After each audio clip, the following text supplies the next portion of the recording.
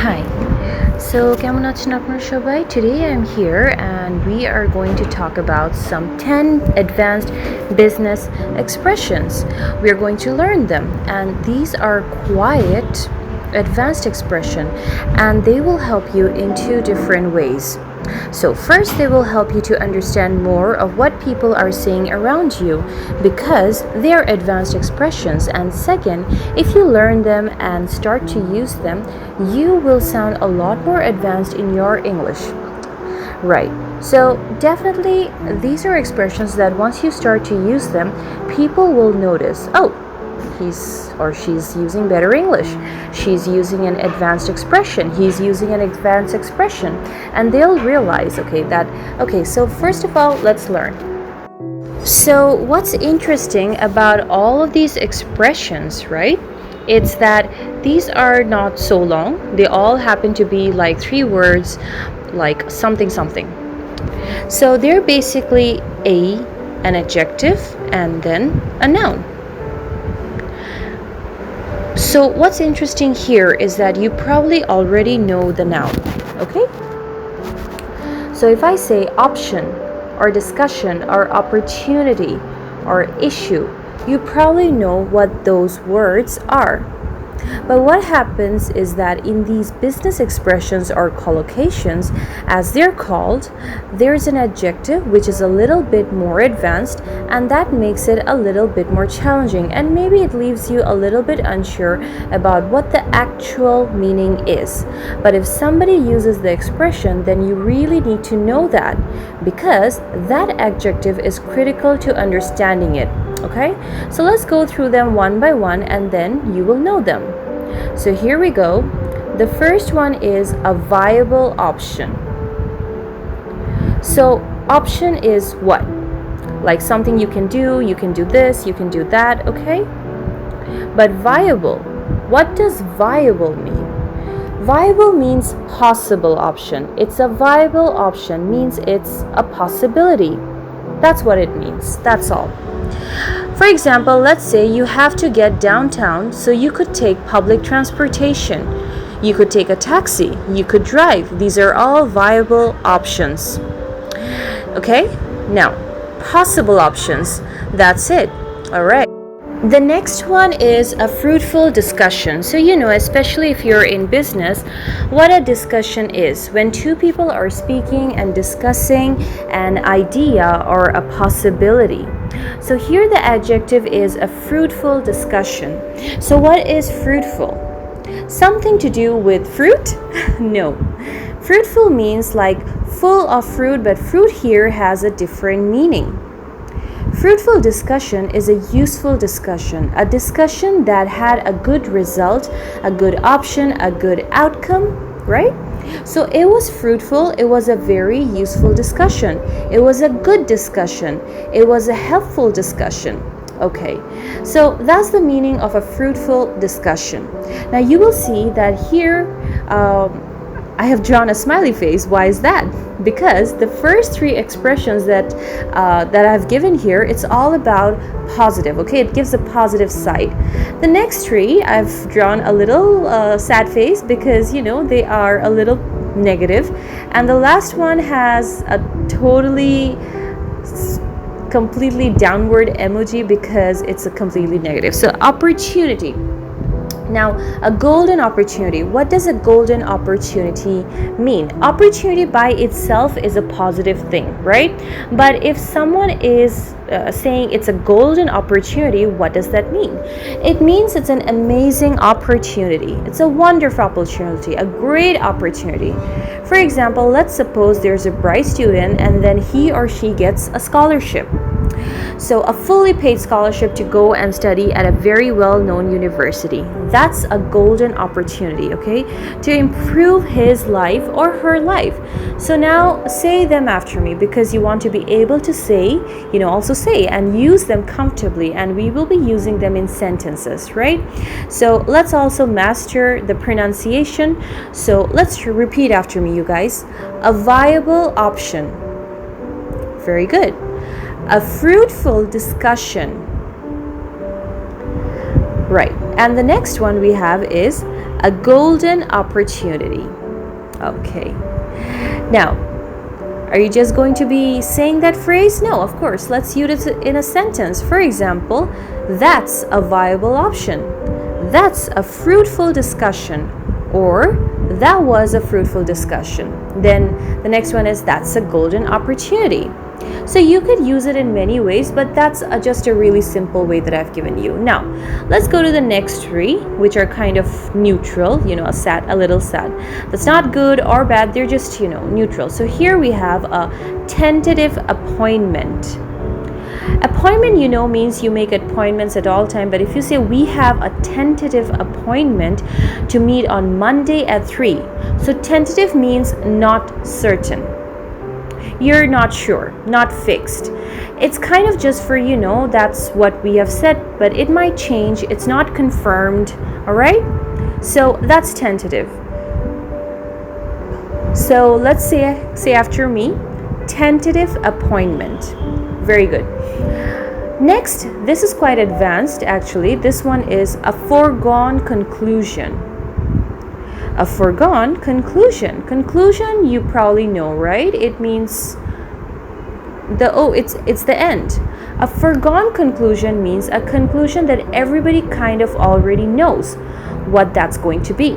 For example, let's suppose there are some elections going on and everybody knows already who is going to win and who's going to lose. And then the election happens and that party wins. Okay? So everybody already knows it. So that would be a foregone conclusion, right? Okay. It was a foregone conclusion that the party was going to win the elections. So come on, let's say after me, a foregone conclusion. Very good. Next is a stopgap measure. A stopgap measure. A measure is just here meaning like an action, a step or an action.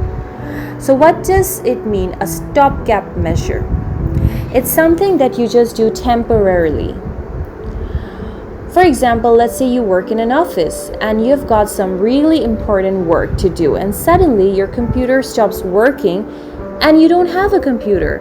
Well, you can't be without a computer, right, these days? But someday, somebody realizes and, John's just your friend is just 2 desks away on a holiday this week and his computer is available. Therefore, they say, hey, why don't you just work on your friend's computer this week or Saiba's computer this week? Meanwhile, we'll get you a computer repaired, all right? But it's not for always. You're not always going to use this computer. It's just what? A stopgap measure. Stopgap measure. It's just a temporary measure. The next one is, let's look at the completely negative ones. They are a little more, things they're used when things are more serious. For example, a pressing issue. Issue, of course, is like a big problem. A pressing issue, right? It's pressing means it's urgent. It's really important. For example, many people would consider healthcare a pressing issue or climate change a pressing issue, okay? Something that you need to solve. It's urgent, it's important, it's a pressing issue. Okay, so come on, repeat after me. A pressing issue. Right. It's important to say it out loud whenever you can, because once you've said it out loud, it becomes that much easier for you to say it aloud again. Okay. If you've never said it aloud, it's going to be very hard for you to use it at work or any other place. But if you have said it and you have practiced it along, so afterwards, whenever you wake up, whenever you are walking, talking, anytime you're free, just practice it. You just hear yourself using that word. So it becomes familiar and you will also feel comfortable using it. So to do that, when you practice something, you have to say it out loud. Unless in a library, you have to be quiet there. Right, for the next one is a moot print. That sounds a little bit weird, right? I mean, the word moot is kind of a strange sounding word. A point, but what is moot point? So a moot point, first I'll give you the meaning. A moot point is kind of like an unimportant point, okay? It's not relevant. It's not so relevant. It's really unimportant at at this stage. For example, let's say you go to the airport and you and your team have to fly somewhere for a very important meeting with a client, but there's a huge storm and there's a lot of cancellation of the flight. So you're trying to rearrange your flights and everything, right? And then you finally manage to do that, and then one of the people on your team says, okay, but then when we get there, how are we going to, now get from the airport to the hotel? That's a moot point. You just say, oh, that's a moot point. Right now, the most important thing is that we get there, and when we get there, we'll figure out the rest. So the moot point is an unimportant point. Okay, so let's say the word again. A moot point. Very good. It's exactly like it sounds, a moot point. Let's go to the next one.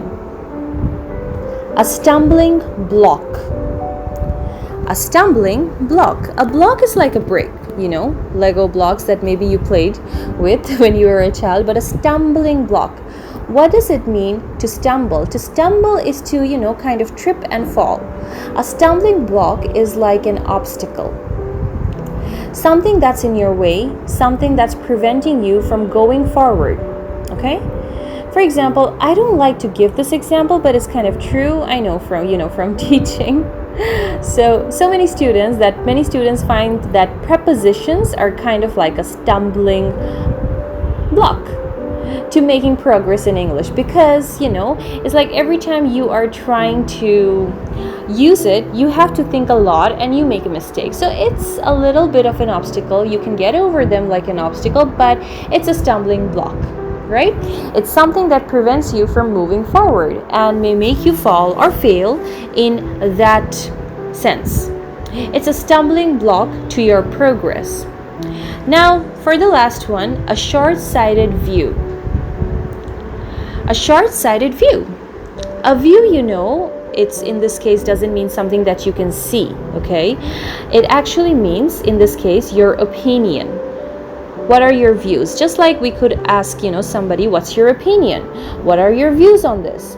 View here means opinion in this expression, but a short-sighted view. What's that? So there are two things: thinking about what's in front of you in life, or thinking about what's going to happen later. So let's suppose there's a young student and a young person, and she is in university, and she gets a great part-time job in the summer, a great job in the summer, and she's all excited, right? So I'm going to make like $10,000 this summer, and she's very happy, and you're happy for her. And then she says, so I've decided to drop out of university because look, I can make $10,000. So being perhaps a more mature person, you can just tell her that, what I think you're taking a bit of a short-sighted view. You're only thinking about what's immediately in front of you right now, $10,000. Seems like a lot of money, but if you continue in university, you have a chance to do much better. So a short-sighted view is when you're just looking at what's right in front of you and not thinking of the long-term benefits or implications of something that you have decided, right? So you have decided to do. So repeat after me: a short-sighted view. And this one, a stumbling block. Let's repeat it again: a stumbling block. So I know they are all kind of new. I know there are a lot of new words, and you'll definitely, take time, and you will get it. So once you start to use it, you will feel much more comfortable, and you probably find somewhere you can use them. So you can start, right? You can start applying them in your work, in your life. So think of, are you facing any stumbling blocks right now in your life? Are there any golden opportunity, right, waiting for you that you could take advantage? Is anything that a foregone conclusion? So think about it. When you apply something, you learn you learn something you already know, and you learn it, you remember it much more differently, directly. When you apply to them in the real life situation, what happens? What happens is that you are able to use it, right? So now, for the last part, let's just practice, okay? Here, I have given these sentences. We have the adjectives, right, that are part of the expression that we just learned. And here we have some sentences. So let's just start by using them. So the first one is tentative. The first one is tentative. Now, there are two ways to pronounce this word, by the way. You can say it as tentative or tentative. Okay, it's tentative or tentative. Foregone, pressing, viable, golden, fruitful. Right? So these are all the words that we just, when we went through them right now. We went through those phrases. So let's start. Number one, we have an unconfirmed appointment. So let's replace this word with one of the words that we just learned, which means the same. Right? So what is that? If you need, time to think, you can pause my video and then you can continue.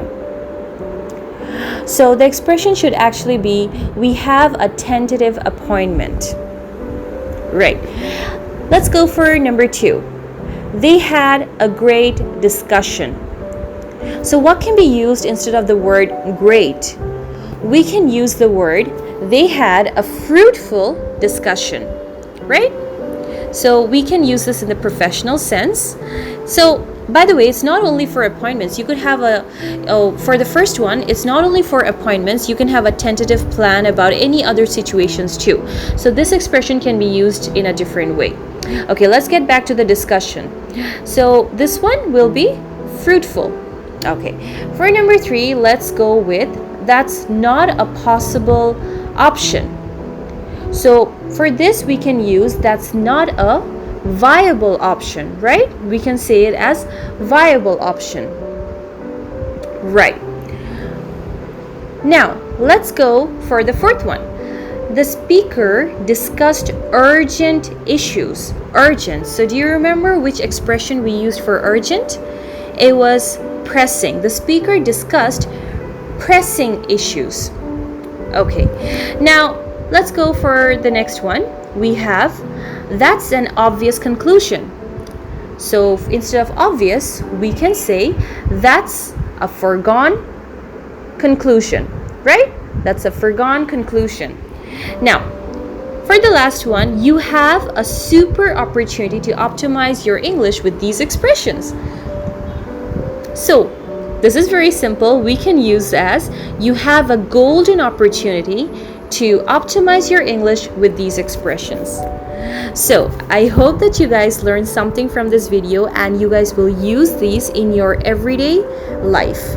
Thank you very much. I will see you in the next video.